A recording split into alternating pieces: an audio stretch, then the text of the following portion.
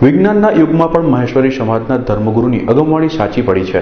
ધર્મગુરુ વેલજીભાઈ મતિયા દેહત્યાગ કરતા દર્શનાર્થીઓને તેમના નિવાસસ્થાને ઉમટી પડ્યા હતા। પાલખી યાત્રા બાદ અંતિમ ક્રિયા કરવામાં આવી હતી। મહેશ્વરી સમાજના ધર્મગુરુ વેલજીભાઈ મતિયાએ અગમવાણી કરી હતી કે ચોથના દિવસે તેઓ દેહત્યાગ કરશે। આ અગમવાણીના પગલે આ ધર્મગુરુના દર્શનાર્થે ખૂબ જ મોટી સંખ્યામાં શ્રદ્ધાળુઓ આવ્યા હતા। આ અગમવાણી અંગે ધર્મગુરુ વેલજીભાઈ મતિયાએ જણાવ્યું હતું કે તેમને સપનામાં મતિયાદેવ આવ્યા હતા અને તેમણે ચોથના દિવસે દેહત્યાગ થશે તેવું જણાવ્યું હતું। આ અગમવાણી અંગે અનેક તર્ક વિતર્કો ઉઠવા પામ્યા હતા। શું જણાવે છે ધર્મગુરુ કે જેઓએ દેહત્યાગ ચોથના દિવસે કર્યો તે પહેલાની મુલાકાતમાં? મારને કે દાદા કીધું છે કે ચોથના તમે દેવ થઈ જવાના, એટલો મને કીધું, ટાઈમ ટેબલ આપ્યો નથી મને કે આ ટાઈમ હરુભર આ ટાઈમ તને નહીં, એ ટાઈમ નથી આપ્યો મને। ચોથના રાતના ક્યારે દેવ થઈ જવાનું એ મને ખબર નથી। દાદા કરશે એ ખરી, બાકી દાદા કરશે એ ખરી, બાકી મારો કાંઈ નથી ગજો।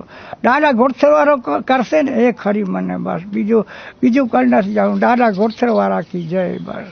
આ ધર્મગુરુ વેલજીભાઈ મતિયા દ્વારા જે અગમવાણી કરી હતી તે વાણી સાચી પડી છે અને ચોથના દિવસે સાંજે આ ધર્મગુરુએ પોતાનો દેહત્યાગ કરી માનવમટી દેવ થઈ ગયા છે। આ વિજ્ઞાનના યુગમાં પણ વિચારતા કરી દે તેવી ઘટના બાદ સાંજના સમયે મહેશ્વરી સમાજના લોકો તેમના નિવાસસ્થાને એકત્રિત થઈ રહ્યા હતા। રાતભર જ્ઞાનવાણી બાદ વહેલી સવારે શ્રદ્ધાળુઓ દ્વારા તેમની પાર્થિવ દેહને પાલખી યાત્રા કાઢી લુણી ગામે લાવવામાં આવ્યા હતા। આ પાલખી યાત્રામાં ખૂબ જ મોટી સંખ્યામાં શ્રદ્ધાળુઓ જોડાયા હતા। શહેરના રસ્તાઓ ટૂંકા પડ્યા હતા। આ પાલખી યાત્રા બાદ બપોરના 2:45 વાગ્યે અંજારના ખંભરા ગામે તેમની સમાધિના સ્થળે લાવવામાં આવ્યા હતા। આ તકે શું જણાવે છે મહેશ્વરી સમાજના આગેવાન અને કચ્છ જિલ્લા કોંગ્રેસના પ્રમુખ નરેશભાઈ મહેશ્વરી? સાંભળીએ તેમની મુલાકાતમાં। મહેશપંથી મહેશ્વરી સમાજના ધર્મગુરુ પૂજ્ય વેલજી દાદા મતિયા, જેઓએ અગાઉથી જ એક નિશ્ચિત સમય અમારા દાદા શ્રી મતિયા પીરની સાનિધ્યમાં એમના ઉપર આસ્થા હતી અને આસ્થાના ભાગરૂપે એમણે એક લાગણી પ્રગટ કરેલી હતી કે આ તારીખે એમનું મૃત્યુ નિશ્ચિત છે।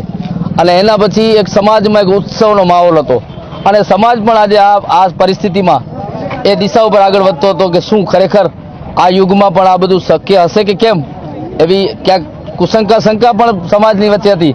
પરંતુ એક મહેશ સંપ્રદાયનો ધર્મમાં જે તાકાત છે, જેમની શક્તિ છે, એ ઉજાગર થઈ છે અને અમારા નિશ્ચિત સમય પ્રમાણે દાદા જે ઈચ્છા વ્યક્ત કરી હતી એ પ્રમાણે નિશ્ચિત સમયે કુદરતી રીતે એમનું મૃત્યુ થયું અને આજે દેવ તરીકે એમને અમે મહેશ સંપ્રદાયના તમામ ભાવિકો આજે ઉજવી રહ્યા છીએ। અને અમારા સૌ માટે ગૌરવની ઘટના છે કે આ યુગમાં વર્તમાન સમયમાં આજે જીવતા જેને કહેવાય દેવના દર્શન અમે બધાએ કર્યા છે અને એ દેવના દર્શન કરીને આજે મોટી સંખ્યામાં કચ્છભરમાંથી લાખોની સંખ્યામાં આજે કચ્છ અને ગુજરાત હાલાર અને વિદેશોથી પણ લોકો અહીં ઉમટી પડ્યા છે અને સામૈયા રૂપે અમે એમને નિશ્ચિત કરેલી, પોતે નક્કી કરેલી જગ્યાએ, નિશ્ચિત કરેલી જગ્યા ઉપર આજે એમની અંતિમ ક્રિયાની જે પ્રસંગ છે એ પ્રસંગ અમે અમારા સમાજ માટે એક યાદગાર પ્રસંગ છે અને અમે દાદાને વંદન કરીએ છીએ કે આવા આશીર્વાદ આ સમાજ ઉપર દેતા રહેજો, એવી દાદાને અમે પ્રાર્થના પણ કરીએ છીએ। આ દેહ ત્યાગની ઘટના કે જે વિજ્ઞાન ન ઉકેલી શકે તેવી વિરલ ઘટનાના સાક્ષી થવા ખંભરા ગામે ખૂબ જ મોટી સંખ્યામાં માનવ મહેરામણ